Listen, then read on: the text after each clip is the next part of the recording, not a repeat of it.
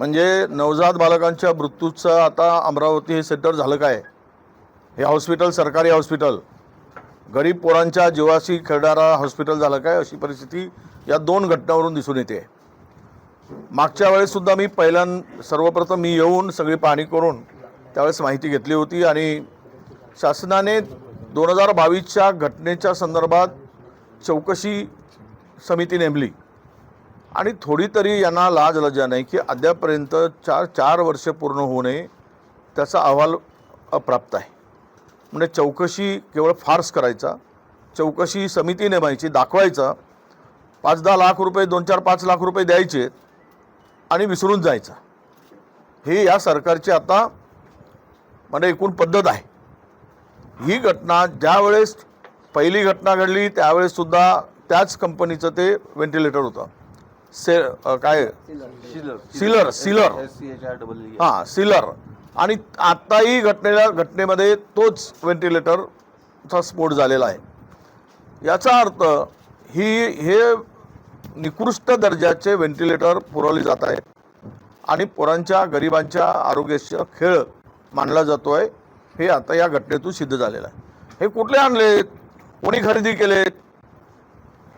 या व्हेंटिलेटर खरेदीसाठी जी यंत्रणा जबाबदार आहे ती सुद्धा या खुनाच्या या पोरांच्या जीव घेण्यामध्ये त्यांचं सुद्धा तेवढंच जबाबदारी आहे. मला वाटतं चायना मेड व्हेंटिलेटर असावेत जे चांगल्या कंपनीचे. हॅमिल्टन नावाची कंपनी आहे, जगात उत्कृष्ट कंपनी आणि त्यांचे व्हेंटिलेटर आहेत. तर कधी अशा घटना घडलेल्या नाहीत त्या व्हेंटिलेटरच्या संदर्भात. पण हे सिलर नावाची कंपनी आणून यांचे व्हेंटिलेटर आणून हे पुरवले जातात. हे निकृष्ट दर्जाचे आहेत. वारंवार घटना घडल्या जातात. कोणी म्हणतात की PM केअरनी फंडात PM केअरच्या ह्याच्यातून पुरवले गेले. त्यावेळेस 1.5 लाख काहीतरी व्हेंटिलेटर त्यावेळेस पुरवले गेले. म्हणजे एकाच माणसाने केले. होऊ शकते कोणीतरी जवळचा मित्र असेल त्यांनी पुरवठा केले असेल. पण आत्ताच्या नवीन हॉस्पिटलमध्ये पुरवठा झालेले व्हेंटिलेटर हे मला हफकिंनी खरेदी केल्याची माहिती मिळते आहे. दोन गोष्टी लक्षात घेण्यासारखं आहे की याला उद्या 3 समित्या नेमल्या आहेत. मुख्यमंत्र्यांनी वेगळी नेमली, आरोग्यमंत्री, संचालकांनी वेगळी समिती, उपसंचालक कलेक्टर वेगळी समिती नेमतो. ह्या फार्स कशाला करताय? त्या मुलांचा जीव गेला आज, ते आक्रोश पाहिला आम्ही.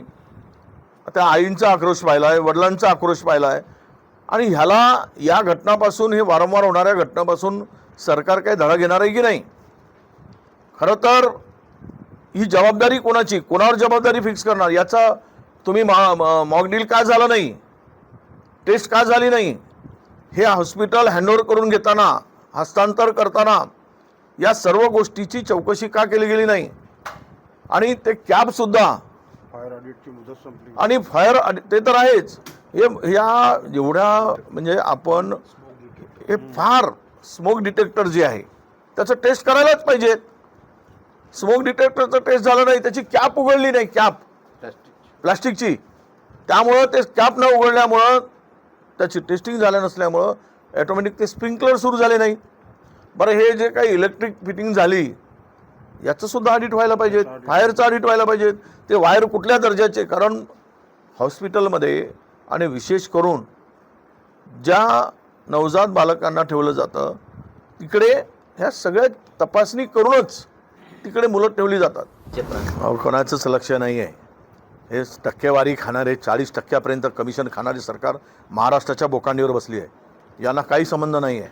एकीकडे 35,000 कोटी रुपये त्या एक चपराक दिली सुप्रीम कोर्टाच्या जजनी प्रसन्ना वराडी साहेबांनी, तरी शुद्धीवर या थापळ मारली तुमच्या सरकारच्या गालावर, गाल लाल केलं आहे. तुम्ही 35,000 कोटी रुपये तिकडे कुंभमेळ्यासाठी खर्च करताय आणि या आरोग्य आणि एज्युकेशनसाठी, शैक्षणिक सुविधेसाठी तुमच्याकडे 3,000 कोटी रुपये नाहीत. एवढं बोलूनही जर सुधारायला तयार नसतील आणि आज डिलिव्हरीच्या ठिकाणी त्या हॉस्पिटलमध्ये RH किंवा PSCमध्ये अजूनही निवासस्थानं नाहीत, डॉक्टर नाहीत. डॉक्टर आहे तर तिकडे नर्स नाही. आता काल परवाच आमच्याकडे डेंटिस्टकडे मी मागच्या वेळेस पाहिला तो ॲनेस्थेटियावाला ICUचा इन्चार्ज. अरे काय चाललंय? एनेस्थेसिया मग तो ICUचा इंचार्ज असू शकतो. हे सगळं चाललेलं आहे. यामुळे यांना टक्केवारीमध्ये गुंतलेल्यांना लोकांच्या जीवाची पर्वा राहिली नाही. म्हणून आदिवासी पोरं तिकडे रस्त्यावर आंदोलन करतायत, उपोषण करतायत. शाळांमध्ये मास्तर नाहीत म्हणून पोरं रस्त्यावर उतरले आहेत, विद्यार्थी रस्त्यावर उतरलेत. आणि हे सगळं पाहिल्यावर आरोग्याची सगळ्या उद्ध्वस्त झालेली यंत्रणा पाहतोय आम्ही अधिवेशनातही सोडणार नाही आणि आत्ताही मागे लागून राहू. आणि याची चौकशी 8 दिवसात संपली पाहिजेत आणि 8 दिवसामध्ये कारवाई झाली पाहिजेत, हीच आमची मागणी असणार आहे. मागचाही अहवाल काय आहे तो सुद्धा प्रसिद्ध करा, त्याची जबाबदारी फिक्स करा आणि आत्ताच्याही घटनेची जबाबदारी फिक्स करा, अशी आमची मागणी राहील. तुम्हाला वाटत नाही का सगळी यंत्रणाच इथे हे झालेली, कारण सगळे एकमेकांवर बोट दाखवा, ते म्हणतात ऑडिट केलं नाही. ठीक आहे, ऑडिट नाही केलं तर स्प्रिंकलर बंद होते. सगळी यंत्रणा आता काल तुम्ही पाहिलं तर ते फायरचं पूर्ण ऑटोमॅटिक करून टाकलं, जे आधी मॅन्युअल होतं आता केलं. जर आधी केलं असतं तर सायरन काहीच म्हणजे सगळे काल तो सुरू करण्यात आला, तो आधी बंद होता, त्याचे बटन बंद होतं सगळ्यांचं. पण नुसतं नाही, म्हणूनच हे एकमेकांवर बोट बघा, सायरन खरं तर हॉटेलमध्ये 3 स्टार हॉटेलमध्ये सुद्धा ह्या व्यवस्था आहे. इथे तर हे हॉस्पिटल आहे, अत्यंत संवेदनशील आहे. आणि इथे हे पूर्ण त्याच्यात तुम्ही पहिल्यांदा डेमो घेऊन घ्यायला पाहिजेत, ते तपासून घ्यायला पाहिजेत. आणि आज जर PWD त्यांच्यावर जबाबदारी फिक्स टाकते आहे किंवा PWD म्हणते की आम्ही त्यांना सांगितलं होतं, ते म्हणतात यांना सांगितलं होतं, याला तेवढीच हे 3ही विभाग जबाबदार आहे. आणि इथे जर स्प्रिंकलर सुरू झाला असता तर टळली असती. आज ही घटना टाळता आली असती, नक्कीच टाळता आली असती. ज्यावेळेस छोटीशी आग लागली त्यावेळेस खरं तर अभिनंदन की त्या परिचारिकेचं, की ती बिचारी तेवढे 6 बालकांना तरी वाचवू शकली, नाहीतर 9ही बालकांचा मृत्यू त्या ठिकाणी झालेला असता. हे बघा, MPSCकडे क्लास 4 पासूनचे पदं देण्याची जबाबदारी आहे त्यांच्यावर सोपवली. यंत्रणा तोटकी आहे. मला सांगा, मॅनपॉवर नाही. आणि आज हे सगळं संघात्मक हे मागणी करतात, ते 2-2 वर्ष परीक्षा होत नाही, 2-2 वर्ष ती भरती होत नाही, 4-4 वर्ष होत नाही.